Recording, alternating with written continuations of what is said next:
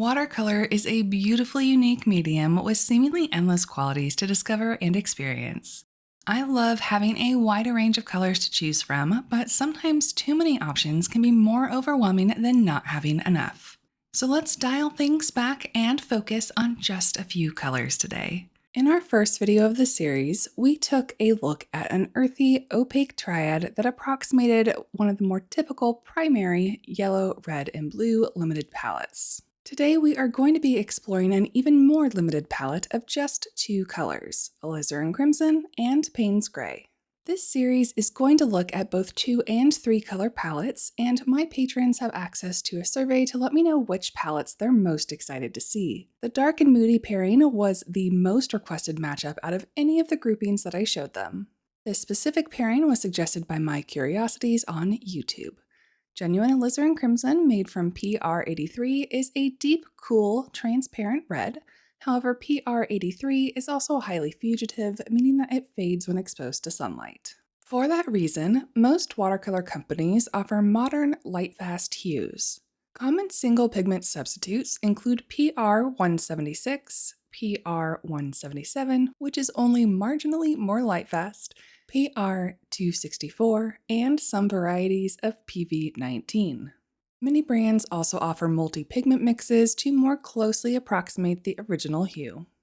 My favorite light-fast option is Alizarin Crimson Quinacridone from Vinci, made from a deep red version of PV19. That is the version that I'm using in today's video. Today, Payne's Gray varies tremendously by manufacturer. Originally, the dark blue-gray mixture was named after watercolorist William Payne in the late 1700s. It was said to be made with Prussian blue or indigo, yellow ochre, and crimson lake. Nowadays, Payne's Gray is often made from some rather different combinations. Most commonly, it is made from ultramarine blue and a black pigment, which will result in a more granulating version, or phthalo blue, quinacridone, rose or magenta, and a black pigment for a less granulating version. My personal favorites are the more blue-gray leaning mixes. In this video, I am using Winsor & Newton's Payne's Gray made from PB15, PBK6, and PV19. In our limited palette videos using 3 colors, we have 3 different color pairings when it comes to mixing. In this 2-color palette, we only have the 1 pairing. So in addition to the color mixing, which will be in the 3rd row here, I also wanted to create value scales for each of the colors individually.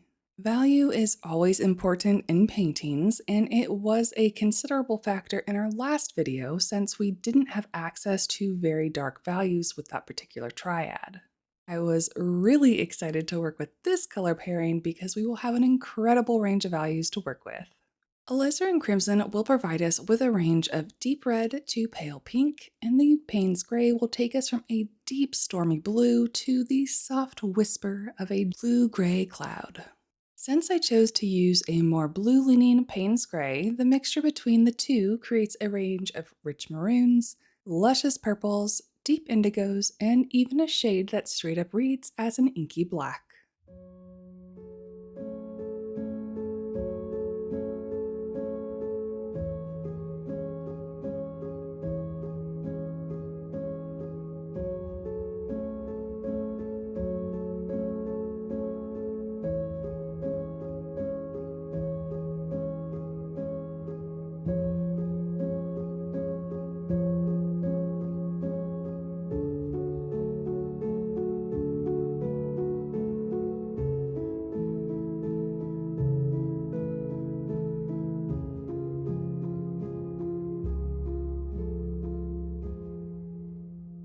Over in the Patreon Discord, it has been great seeing all the inspiration from black tulips and fields of poppies to cardinals and red umbrellas in the rain.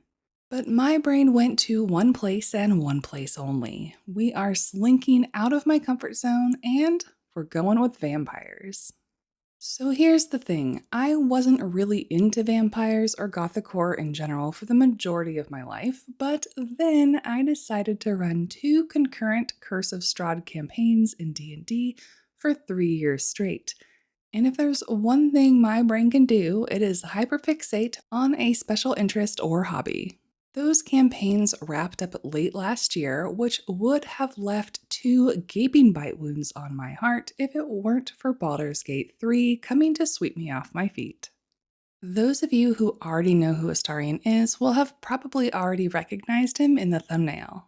For the rest of you non-D&D video game nerds who follow me for my watercolor content and wildlife paintings, which is expected, I am sorry. This is now the Astarion Appreciation Hour.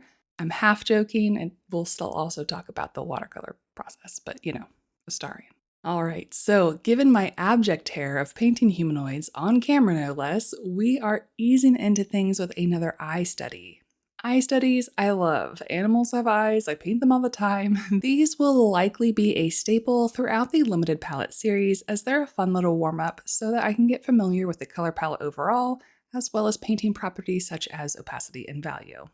This one differs a bit in that my reference is a screenshot of an elven vampire from a video game rather than a photograph of a real human eye.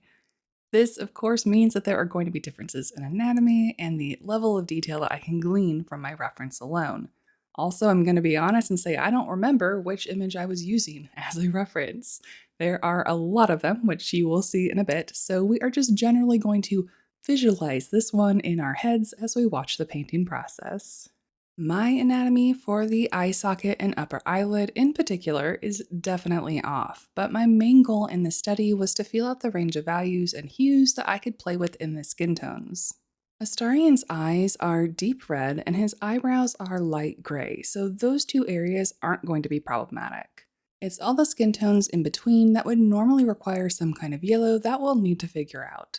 Most of the skin in this study was painted with the Alizarin crimson with just a touch of Payne's gray to desaturate it, then diluted a lot for the lighter values.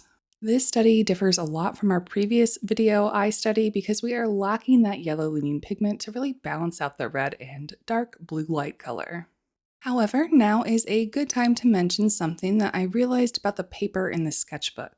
It is very much not white. For the first limited palette video, everything in those pages felt very warm because the palette was warm. I clocked it, but I didn't really focus on it too much. With this cooler color palette and the distinct lack of yellow paint, it is much more obvious, particularly when looking at the scans or seeing it in person. When we are only working with 2 colors, it's important to note these subtle differences, especially if you want to recreate the studies that I'm working on at home. If you are using a less blue Payne's gray and a bright white paper, those are going to yield different results from what you're seeing here. I wanted to mention it in this video because the slight yellow tone of the paper, while subtle, does somewhat neutralize the purple leaning mixes that we get with this limited palette. This will be more apparent in the larger painting where I'm using a lot of diluted washes and more of the paper is visible. This is also why those white gouache highlights in the kangaroo piece of the first video looked so garish, because the cool white of the gouache did not harmonize well with the warmer off-white paper and the warmer color palette overall. The white highlights do end up bothering me in just a couple of places in the larger painting of this video, but it's much less noticeable given the cooler color palette. As I mentioned earlier, the limited palette series is closely linked with my Patreon. At the beginning of each month, I make a post with that month's limited palette so that my patrons can join me in exploring them. Later in the month, I post this full video here on YouTube with my own studies. Anyone who watches is of course welcome to explore these palettes as well, but if you'd like to chat with other members of the community, we would love to see you over on our Discord. Another unrelated perk are my monthly prints and stickers. This month features a pair of ferrets and a silly colorful otter. They are available through April 30th on any of the tiers that offer physical rewards. As always, thank you so much to my patrons who help support me and the channel, and now back to today's limited palette. In the last limited palette video, I asked you to let me know if you would be interested in seeing my sketching process, which I now often do digitally. There was way more of a positive response than I was expecting, so I am happy to share more of that with you today. For those of you who are newer to my channel, I am a wildlife artist that has struggled a lot with human portraiture over the years. I am also stronger at painting than I am at drawing. So in short, I ended up doing a ton of prep work for this piece to lessen my chances of failure. After collecting some character references, I went on to create a visual mood board. This is on Milanote, but this video is not sponsored. I included things like my original color swatch, Astarion fan art from other artists that I love, and an assortment of real humans to study angles, lighting, and values. Through studies over the past year or so, I have been able to identify that I am perfectly capable of drawing individual features like ears and noses, which I thought I struggled with before, but that's not the case. Where I struggle is how to place them together to create a proportional head. That is a problem if you want to paint portraits. So, to begin my studies for this piece, I brought the screenshot with all of my mini references into Clip Studio Paint, also not a sponsor. I turned down the opacity and began to sketch very rough shapes over the top of them. These clips are in real time so that you can see I am just noting the bare bones of where the edges should be for proportion's sake. For the sake of brevity, I am showing the two sketches that I ended up liking best so that you can see them develop from start to finish, but you don't have to sit here all day and watch me draw a dozen heads. Next, I turned off the reference layer image and began sketching using the guidelines that I made for myself. I was looking at the original references off screen, and I was also referencing the screenshots of Astarion to try and merge his features with each of the poses. I don't own the rights to any of these images, so I'm not going to leave them up on screen the entire time. As a former photographer, reference copyright is pretty important to me, and I always do my best to use copyright-free references that will be featured heavily in a video or for my tutorials or work I intend to sell. I am just showing glimpses of my process in this video for educational purposes, but ultimately this is like akin to sketching in a sketchbook, simply to familiarize myself with the different poses and practice. I don't actually end up using any of these references for the final piece. In addition to struggling with placing features in the correct places, I also struggle a lot with likenesses. In other words, making the sketches or paintings look like the person that I am referencing. For a piece of fan art, that is pretty dang important. In the real world, this set of studies between the sketches that you're seeing now, as well as the value and color studies that you'll see coming up, took me well over 2 hours. Despite using a variety of models with different features and proportions, I really tried to make sure each of the sketches ended up looking like Astarion. That of course included his signature hair and pointy ears, but also making sure that he had a sharp jawline and defined bone structure. In this sketch, I even elongated his neck to make his proportions read more clearly. Next up are the value studies that I mentioned. Using 2-ish additional values, not accounting for pen pressure, creating additional variances, I went through every sketch and carved out more of his features using an oil paint brush. I mentioned this a bit earlier, but rendering even something as simple as a messy value study is much more in my comfort zone than simply drawing is. So this process was a lot of fun and went by fairly quickly. The footage in this section of the video is sped up twice as fast as it was in real time just to make sure I don't lose you with all my yapping.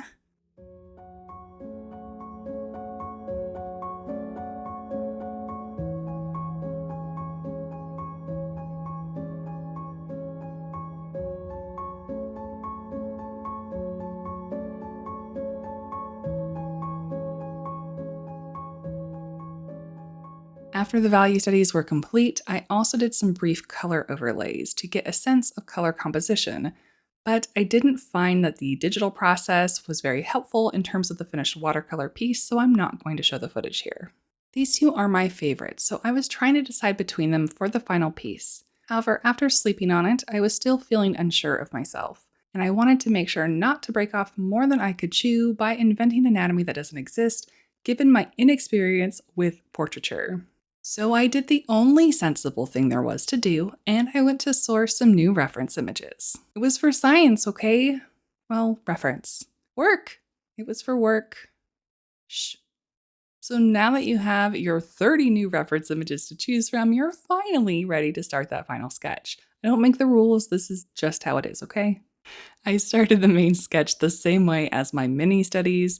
I still needed a little bit of hand-holding, no pun intended from that previous clip, when it comes to the relationships between facial features, so I sketched them over my chosen reference. Once I had them down, I turned off the screenshot and turned down the opacity of the guidelines. In the second version of the sketch, I am still getting warmed up and trying out different line weights, angles, etc. When that layer is done, I again turn off the previous layer, turn this layer's opacity down, and then begin on the final sketch. The reason I worked in several layers was to try and get as far away from the tracing as I could while still making sure that I would end up with a painting that I was happy with. The painting process itself ended up taking 3 days, so I really couldn't spend another 2 days figuring out this dang sketch. Throughout this screen recording, you will see a lot of unconfident lines and strokes. This is in large part due to my unfamiliarity with human or elven vampire anatomy, but also because while I'm sketching, I am also planning out the values for this piece and including that information in my sketch. Since we are only using 2 colors in this painting, I needed to give a lot of attention to that value to firmly establish highlights, midtones, and shadows. The darker lines on the sketch are the general guidelines for the overall subject, while the lighter lines are going to be references for where I'm going to be transitioning values. To further hone this aspect of my prep work, I then took the digital sketch and made a full value study. Now please note, I am but a wee babe in the world of digital art.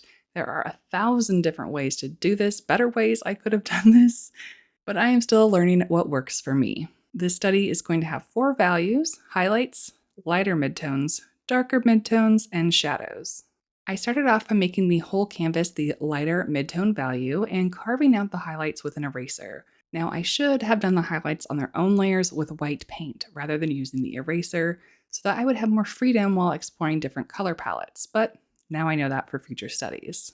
Next, I go in with my darker midtones that will cover a large portion of the painting, and finally I place the darkest values, including the background, to make the lighter values of his hair, collar, and the far left edge of his profile really pop. Since I couldn't easily play around with watercolor in those digital sketches, I did 2 quick traditional thumbnails just to make sure that I was happy with my plan for the painting. I printed out my sketch super teeny tiny and used graphite transfer paper to add them to my sketchbook. I tried one thumbnail with warm skin tones and a cooler background, much like the first set of digital sketches that we did before. Then I did a version with the cool skin tones utilizing the Payne's gray like my larger digital mock-up. I was mainly concerned that the blood wouldn't pop if I used warmer skin tones throughout the painting. However, I wasn't happy with how cold and lifeless he looked. I do understand the irony of that statement given that he's a vampire spawn, but hopefully you get the idea. Here is all of our prep work combined, and we are finally ready to start on the final painting. As a reminder, all of the supplies I am using are listed in the description, and they will pop up on screen the first time that they are used. My default brush is a silver black velvet size 8 round, and I will also be using a smaller size 4 round later in the painting. If you see a brush with a gold band on the handle that is still a silver black velvet, it is just the travel version. As I mentioned earlier, this painting took me 3 sessions over 3 days to complete.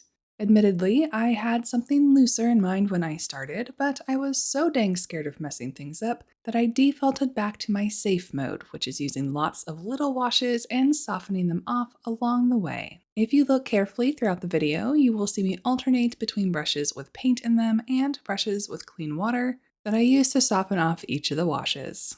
As you can see, we are starting off with his eyes and face. You can see that I used almost straight alizarin crimson for his iris color, and then I added a bit of Payne's gray to the skin tone to knock back the saturation. In the early stages of the painting, he is going to look a bit like a big blueberry, but this is when we just have to trust the process and all of that prep work.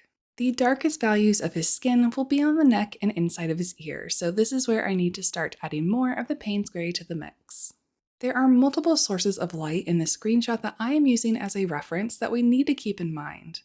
The main source of light is coming from our left, though there is a soft light bouncing in from behind him on our right. When I move from the shadow underneath his jaw towards the back of the neck, which is closer to the light, I increase the amount of alizarin crimson so that it's not as muted. We will continue with similar washes for the next 3 or so minutes of the edited video time as we continue to define features like his nose and get started on the hair. In the meantime, I thought we could start talking about why I love this pixel man so very much.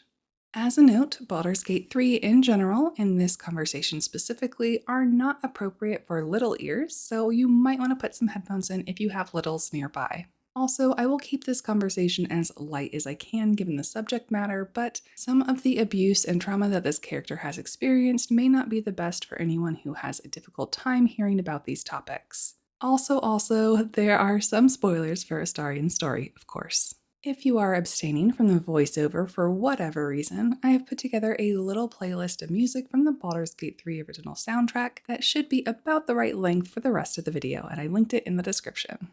Alright, for the uninitiated, Baldur's Gate 3 is a role-playing video game based on 5th edition Dungeons & Dragons. Since its release last August, it has racked up numerous gaming awards and high praise from the video gaming and RPG communities. I love this game with my whole heart for its storytelling, voice acting, and all-around immersive solo D&D experience. Like, I really love this game, probably too much. Astarion is one of the 6 base starter companions that may join you during the early game. When we first meet Astarion for the first time, he is an absolute arse. He does pull a dagger on you immediately and threatens you for information. However, after a short conversation, provided you allow him to do so, he will agree to join your party to help you on your shared common goal. While some people do love Astarion for his downright impish behavior, my appreciation for him deeply grew as I got to see his story unfold. And then unfold again for a second, third, fourth playthrough. You know what? It's not important how many times I've played. His story is incredibly nuanced, and it starts right at the beginning. Baldur's Gate 3 has an approval system for your companions in which they may approve or disapprove of your actions. For instance, Shadowheart approves when you help children in dangerous situations. Lae'zel prefers that you do absolutely nothing that interferes with your primary mission, and Gale loves when you listen to him talk. Throughout most of Act 1, Astarion will continue to live up to his first impression and will approve of you too being a complete arsehole through your actions like taunting others, not accepting quests that don't benefit him, and even betraying various NPCs. So that brings us to the question, why do I and so many others love this vampire so much? I will tell you, but real quick, let's check in with the painting process. I'm beginning the second layer of his hair using a mixture with more Payne's gray than Alizarin crimson. Some of you OGs might know that I swore off painting fluffy white dogs years ago because painting wavy white hair stresses me out immensely. I tell you, only for this man. Much of my painting process in the second layer will remain similar to the earlier footage that I was showing you. I'll place paint in a precise area, then soften off the edges where needed with a clean brush. Throughout his hair, I want to make sure that I am mingling both hard and soft edges, both to define the texture but also to try and keep the watercolor vibes in check. After the hair, I will later be applying a second layer to the neck and face, as well as laying in the first wash on the collar of his shirt. I'll be back again with more painting narration when we get closer to starting the background. For now, back to Astarion things. So throughout Act 1, we learn that Astarion is a vampire spawn, essentially having all the drawbacks of being a vampire like sun sensitivity and unyielding hunger, with few of the powerful perks. Like you, at the start of the game, Astarion found himself abducted aboard a Mind Flayer ship, and when the ship crashed, he realized that he was somehow able to stand in the sunlight without turning to ash, and that maybe he was free of his previous life. However, his manipulative, gaslighting, abusive former master, a vampire lord in Baldur's Gate, does not appreciate that Astarion has gone missing and sends a monster hunter to find and retrieve him. Now, I don't play a lot of different video games. I tend to find one that I like and I play it for years. Then I move on to the next game. It's really all my brain cell can handle. So I have never experienced A game that relies so heavily on player choices, and B, a role-playing video game that involves character romances. Throughout the game, decisions that you make can drastically impact what happens later on down the line, and should you choose to do so, you can also romance one or more of your party companions. This usually means getting to know them on a deeper level and learning about more of their backstories in a way that a friendship might not allow for. I mention this because if your approval with Astarion is high enough, at or before the first big milestone of the first act, he will proposition you to spend the night with him away from camp, in a much more direct way than I am saying with my words right now. This relatively early midnight tryst can resolve in one of two ways depending on your prior actions in the game. If you are playing a good character that generally likes to help people, including helping to save the tieflings in the first story arc, you may see the Astarion disapproves badge fairly often. However, there are still ways to get Astarion's approval high enough to trigger the scene that I'm referencing. Doing so, this rendezvous cutscene ends in the morning with him basking in the light of the rising sun. He seems mildly uncomfortable, but ultimately like he's still the one in control of the situation. He suggests that you both get moving and get back to your day. However, if you are running an evil playthrough and do generally shitty things, you'll probably see the Astarion approves notice more regularly. Seeming to revel in it, Astarion will approve of you all the way up to and including siding with the bad guys, which involves betraying and slaying an entire settlement of people. It appears like this is the quicker path to win over the vampire spawn's heart. However, doing so results in a different cutscene for that first rendezvous. In this scenario, the scene ends in the middle of the night. He is noticeably uncomfortable, more anxious, and seems embarrassed or ashamed. Despite your higher approval rating than this theoretical good scenario, your actions have actually put Astarion on edge. He outwardly is portraying that he approves of what you've been doing, but he doesn't actually trust you enough to sleep next to you this far from camp, and/or is ashamed of what he's done. Regardless of either scenario, if you continue to romance Astarion later in the game, he will confess to you that he originally only hooked up with you in order to ingratiate himself and ensure his safety. I know we are way off topic from my usual content, so now we're going to pause and talk a little bit about masking. Masking is a term that has become more common in recent years, and I most often hear it in regards to neurodivergence and mental health. It involves hiding or suppressing characteristics that might identify someone as other in a socially uncomfortable or downright unsafe situation. It involves adapting behaviors, mannerisms, etc., so that the individual may be more accepted in their situation, and many people may not even be aware that they are masking in the first place. However, masking is not limited to neurodivergence, and it's certainly not new, though now we might have more language to better understand it. It can also occur in minorities of race, religion, gender, queerness, abuse and assault survivors, and more. So, if you are familiar with masking, you might be able to pick up on Astarion's pretty early on. His charismatic and flippant facade is hiding a deeply insecure person who has experienced nearly 2 centuries of pain, fear, neglect, and abuse. I'm going to avoid most of the details, both for trigger warnings and general spoilers, but this brings us back to the original question of why my heart bleeds so much for him. Okay, that time the pun was intended. His overall story is about how he overcomes his abuse, or how he bends to it, based on the player's decisions and the type of support that you lend him.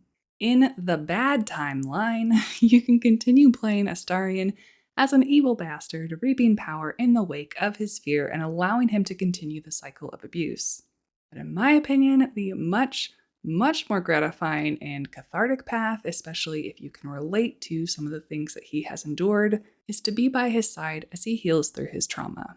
Astarion has a lot of hype surrounding his character, but I genuinely don't think that it's unfounded, and he's not some gimmick character. Larian Studios, Astarion's lead writer Stephen Rooney, and his voice actor Neil Newbon, who is a survivor of abuse himself, created an incredibly nuanced character who responds to the world around him, for better or for worse.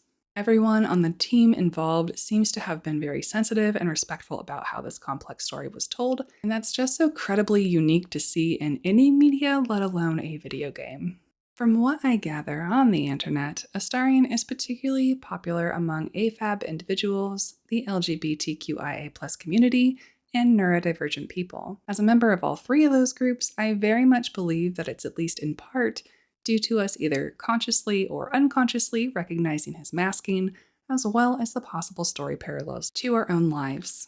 In addition to masking and overcoming trauma, Astarion's story focuses a lot on regaining his autonomy and finding people that accept him and respect him for the person that he is. Back to the painting, the background is going to include some of our darkest values in the piece, and through negative painting, by painting around the lighter values, we will define pretty much his entire silhouette. I'm trying to use mostly cool values, including the Payne's gray on its own, so that it contrasts well with the warmer skin tones.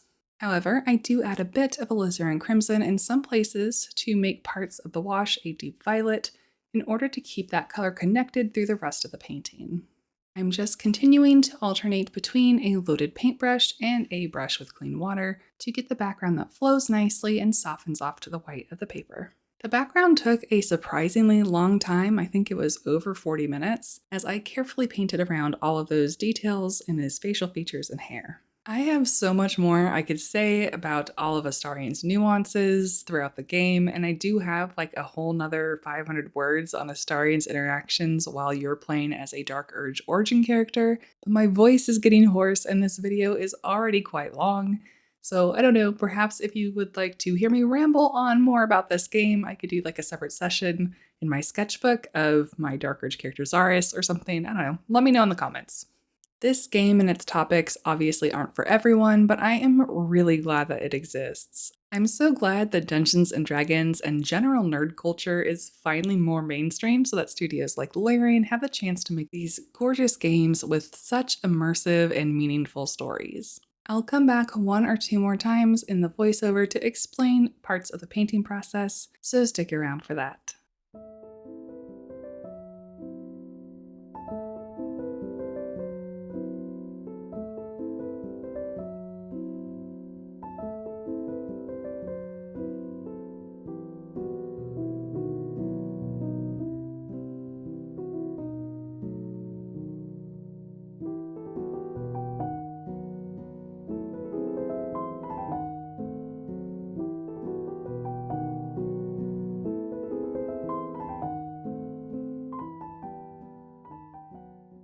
After the background is in and we have all of our darkest values, I need to go back in and adjust some of our other details and washes in the portrait.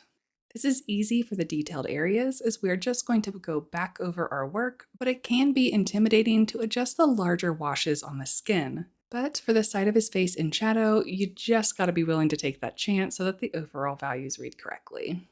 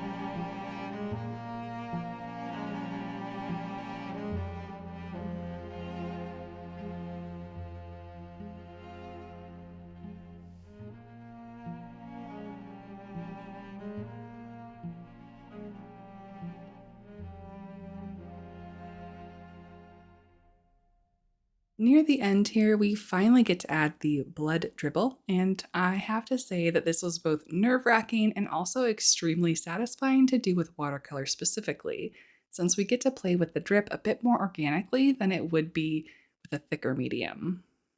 All that's left are the white highlights, which I tried to use sparingly. My hands were particularly shaky on this day, so they're not my finest work, but we're going to call them good enough. In most cases, I'm putting the opaque white gouache down and then softening off the edges, just like I did with the watercolor, so that the edges are less harsh. If you are still here, thank you so much for hanging out with me and chatting about one of my favorite things besides watercolor. I am so glad that this series encouraged me to work on this portrait that is so far out of my comfort zone, despite it ending up less saturated and more detailed than I originally was envisioning.